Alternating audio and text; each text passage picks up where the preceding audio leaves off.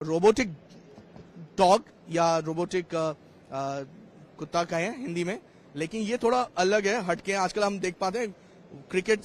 Sir your 6 can be my 9। मैं जो कहना चाहती हूँ शायद मैं बहुत अच्छे से कह नहीं पाई, समय के अभाव के कारण या आसपास के बज़ और शोर के कारण, और आप जो समझना चाहते हैं शायद आपने उसमें पूरा धैर्य नहीं दिया उसको ठीक तरह से समझने का। इंटरेस्टिंग सी चीज है, इसकी एंड टू एंड इंजीनियरिंग से लेकर के इसका एप्लीकेशन सब कुछ यूनिवर्सिटी पे हुआ है, और ये इंडिया का पहला ड्रोन सॉकर एरिना है जो गलगोटियास पे ऑन कैंपस आपको देखने को मिलेगा।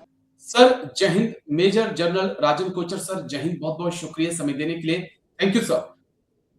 जय राजेश जी, धन्यवाद, आपने मुझे अपने प्रोग्राम में इनवाइट किया। थैंक यू सर, आपने समय दिया। दरअसल भारत तकनीकी तौर पर बहुत तेजी से आगे बढ़ रहा है। हमारी कंपनियां बहुत अच्छा काम कर रही हैं, लेकिन जो एआई का समिट भारत में हुआ और जो काम गलगोटिया यूनिवर्सिटी ने किया, उसके बाद पूरी दुनिया में फजीहत भारत की हुई। ऐसा करने की जरूरत क्या थी? क्यों ऐसा किया गया? कोई क्लैरिटी अभी तक गलगोटिया यूनिवर्सिटी की तरफ से नहीं दी गई है, लेकिन आप तमाम यूनिवर्सिटीज में जाते हैं, आप बच्चों को पढ़ाते भी हैं, लेक्चर भी देते हैं कई बार, और बच्चों से इंटरेक्ट भी आपका होता है।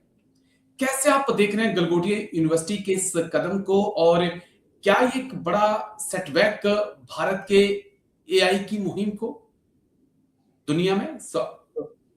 धन्यवाद राजेश जी, बहुत अच्छा आपने ये मुद्दा लिया है, बिकॉज देश के फ्यूचर को कंसर्न करता है। और आप जानते हैं कि 65% हमारी जो पॉपुलेशन है वो 35 साल से कम उम्र की है, और जो हमारा ये ह्यूमन रिसोर्स है ये हमारी ताकत है। और अगर हम इस ह्यूमन रिसोर्स को ठीक तरीके से नर्चर नहीं करेंगे, मॉरल वैल्यूज नहीं डालेंगे, उसमें एथिक्स नहीं उनको सिखाए जाएंगे, और स्किल्स नहीं उनको दिए जाएंगे, तो देश, जब आप बोलते हैं विकसित भारत, विकसित भारत क्या होता है? जी, नारे से इसको विकसित नहीं होता है, बोलने से विकसित नहीं होता है। जब आप विकसित भारत 2047 की बात करते हैं तो आपको उसके लिए तैयारी करनी है। और एक आपका बहुत इंपॉर्टेंट है आपका यूथ, आपका जेनजी। और अगर आप उसको एक सही तरीके से ट्रेन नहीं करेंगे, उसको आगे लेके नहीं जाएंगे, पेड़ तभी उगता है जब उसको अच्छी तरीके से पानी दिया जाता है, उसमें मैन्योर डाला जाता है, उसको सींचा जाता है। एक यूथ भी एक पौधे की तरह है, और अगर आप उसको सींचेंगे नहीं, अगर उसको अच्छी तरीके से आप सिखाएंगे नहीं, तो वो आने वाले वक्त में आपके लिए एक सरदर्द बन सकता है। और देश का, जब हम नेशन बिल्डिंग बोलते हैं, और दूसरा है कि इसको मैं, लोग पूछेंगे सर आप तो फौज में रहे थे, आप इसके बारे में, एजुकेशन सिस्टम के बारे में क्या जानते हैं? तो मैं ये इम्पोर्टेंट आपको बताना चाहता हूँ कि 2018 के बाद जब मैं रिटायर हुआ, 2 महीने में ही मैंने Noida institute of engineering technology को ज्वाइन कर लिया as a dean. Okay sir. और मैं एनआईटी ग्रेटर नोएडा के साथ जुड़ा रहा हूँ तकरीबन डिफरेंट डिफरेंट कैपेसिटीज में, या तो उनके मैनेजमेंट बोर्ड में, या डीन, या डायरेक्टर बिजनेस स्कूल, तकरीबन 2025 तक। 6 साल मान के चलिए, 7 साल मान के चलिए जी। तो जो मैं आपको बोल रहा हूँ आज, वो मेरे इंप्रेशंस हैं मेरे एक्सपीरियंस के। और खास तौर पे मैं इसमें गलगोटिया का भी जिक्र करूंगा। मैं गलगोटिया, देखिए, एक अकेला उदाहरण नहीं। अगर हम सोचते हैं कि गलगोटिया ही ये कर रहा है, तो ये हमारी गलत फहमी। ओके। ये प्रैक्टिकली सारे एजुकेशनल इंस्टीट्यूशंस की बीमारी है। और मैं एक स्पेसिफिक रेफरेंस आपको ग्रेटर नोएडा का देता हूं। इस ग्रेटर नोएडा जो एरिया है, ग्रेटर नोएडा का जो एरिया है वो अगर आप देखें,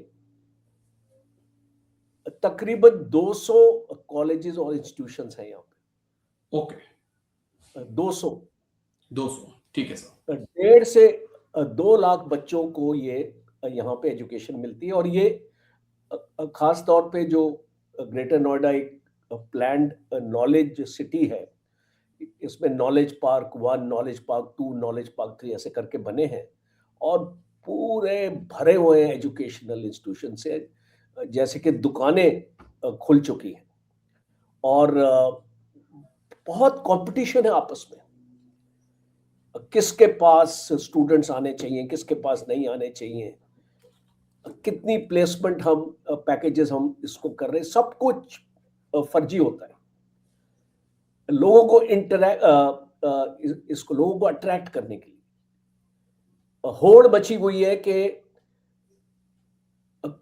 कितने ज्यादा स्टूडेंट्स हम खींच सके।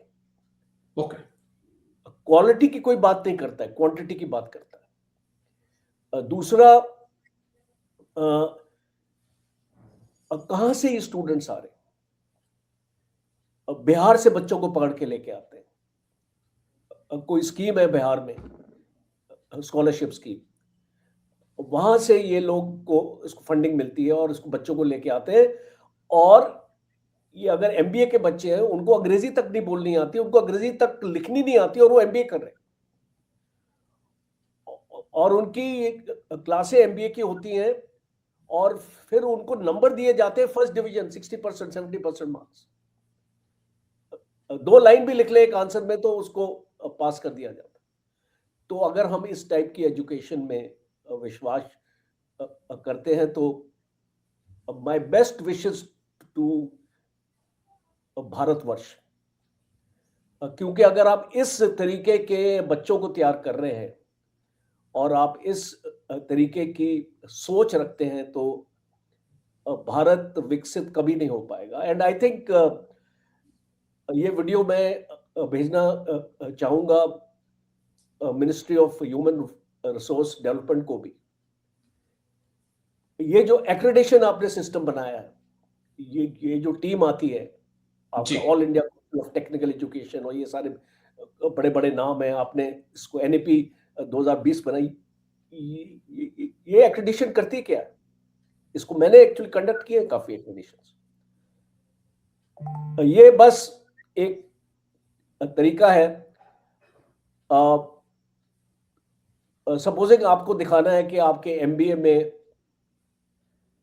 400 स्टूडेंट्स हैं और आपका रेशो टीचर स्टूडेंट रेशो है 1:20 होना चाहिए, तो 20 आपके पास फैकल्टी होनी चाहिए। आपके पास ग्राउंड में 10 से 12 फैकल्टी नहीं होती है। तो आप क्या करते हैं कि आप दूसरे कोर्सेज की फैकल्टीज को दिखाते हैं कि ये इनको पढ़ा रही। किसको हम वो कर रहे हैं, बेवकूफ बना रहे हैं, सिस्टम को बेवकूफ बना रहे हैं।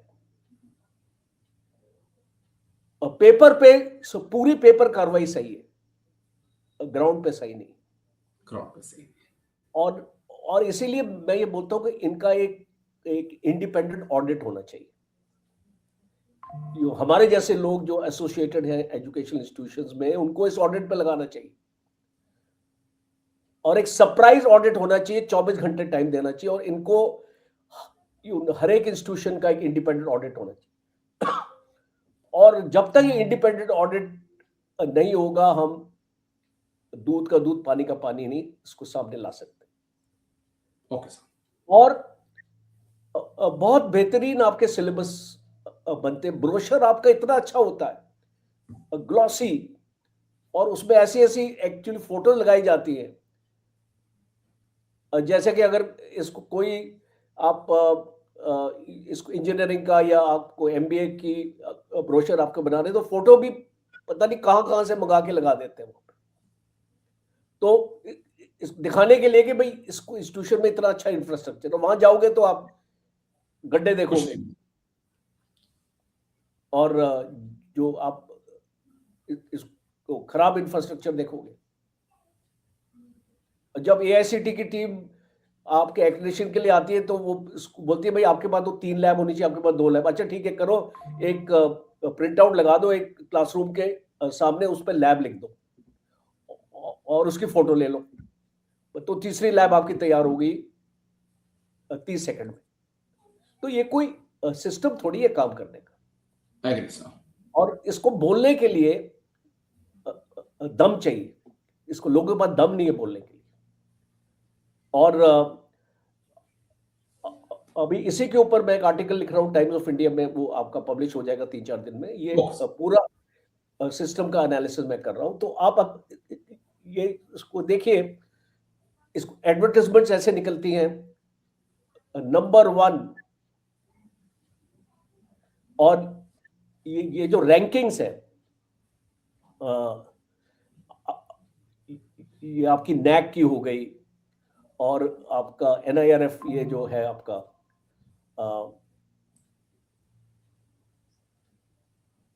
ह्यूमन रिसोर्स, ये बहुत अच्छा एक सिस्टम है आपका जो रैंकिंग करना। तो ये जो सिस्टम जो है आपका रैंकिंग का, ये सिस्टम को आप इसको कैसे इसको मैनिपुलेट कर रहे हैं। सब नंबर 1, मैं बीच में टोक रहा हूँ, ये कुछ वैसे ही है जैसा कि हम मीडिया को देखते हैं तो सब चैनल खुद को नंबर 1 बताते हैं, वैसे ही अगर यूनिवर्सिटी में चली जाएं तो वो खुद को नंबर 1 बताती है सर। हाँ, तो ये जो आपका एनआईआरएफ हो गया, आपका नैक हो गया, ये जितने उसके पैरामीटर्स है ना, आप उसको सिचुएट करते हैं।